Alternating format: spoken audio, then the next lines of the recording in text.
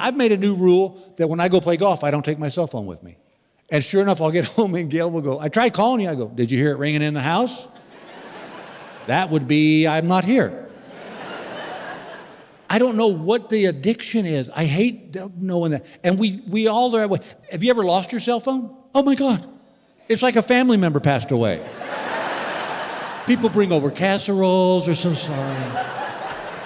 Or maybe you should wait a little bit before you get a new one. Yeah, just deal with this one first. It's insane what we do. Have you ever done this? This one I knew you're sitting in your favorite chair. Cell phone sitting right there.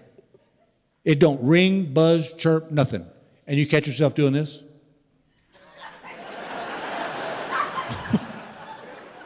What are we looking for? We'd have heard it ring.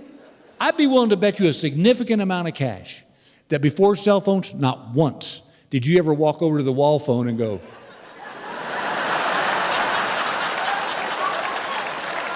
yep, still got a dial tone, we're good. They've got us, man. And I know where my hatred of cell phones comes from. I know there's two incidents. One, a buddy of mine got into my phone. I don't know how he did that, but he got in my phone and he changed my autocorrect. So every time I would type the letter I, it came up Big Billy.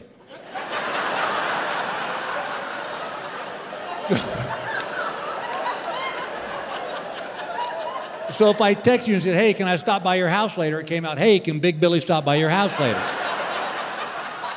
And then you'd read it and go, what a jackass. Who calls himself Big Billy? And then I'd see it and text you back and go, look, I don't really call myself Big Billy. But then that came out, look, Big Billy wrote in and called himself Big Billy.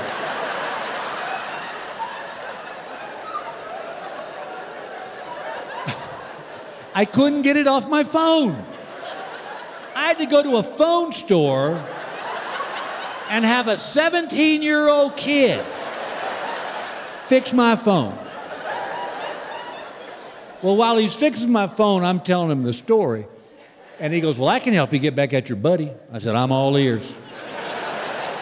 He said, can you get in his phone? I said, oh, yeah. I said, everybody gets in his phone. He's an idiot. He tells everybody his code. And I'll tell y'all, it's 2337. Well, if you look at it, it spells out beer. He's so proud of that.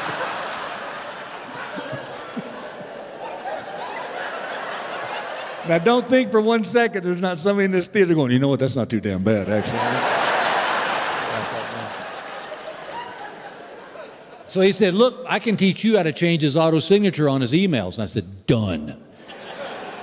So he showed me what to do. And one day, me and my buddy were out playing golf, and he went to hit his ball, and I grabbed his phone, and I got in there, and I changed his auto signature on his emails from Joe Smith to while seated on the toilet.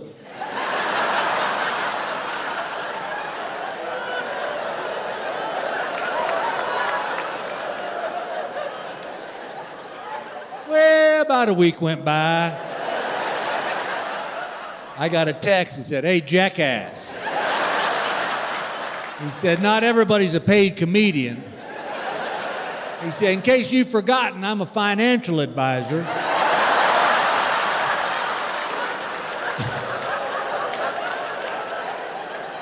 And I have people's retirement funds in my hand. And they don't really see the humor.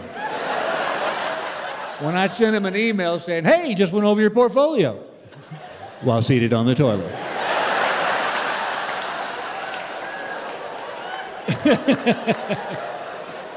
So I texted him back and said, well, Big Billy apologizes.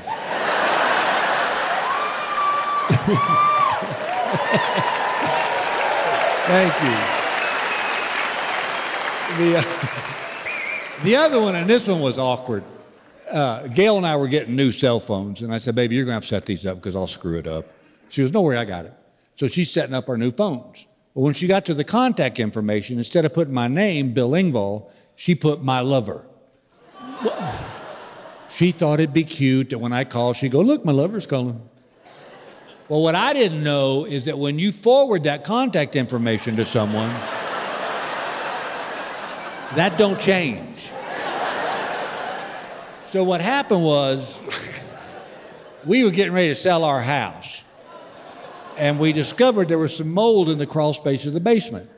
So Gail said, look, I found this mold guy, you deal with him. I'm like, done, I'm all over it. So I called the mold guy. He comes out, sprays the basement. Well, we sold the house, and the couple that bought the house discovered there was still some mold in the crawl space of our basement. So I called the mold guy back. But what I don't realize is he's left his phone at the golf club he belongs to, and I guess the manager found Sam's phone and realized it was Sam's, put it in his coat pocket, figuring Sam would get down the road a piece, realized he'd left his phone, come back and get it. Who chooses at that proper moment to call but me? His lover.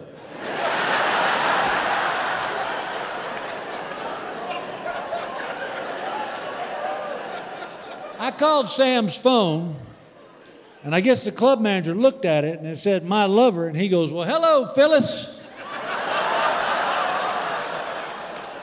I said, who's Phyllis? Big pause. He goes, oh, I'm sorry. He said, I just assumed this was Sam's wife. And I said, oh, I didn't even know he had a wife.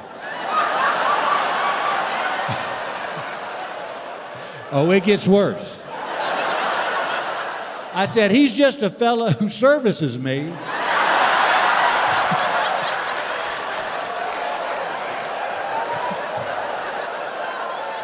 It is crickets on the other end of the line. This guy is so flustered, he can't even put a sentence together. He's like, well, would you like to leave a message? Now realize I don't know, it says my lover on the phone. So I said, yeah, just tell him I need him back in my crawl space ASAP.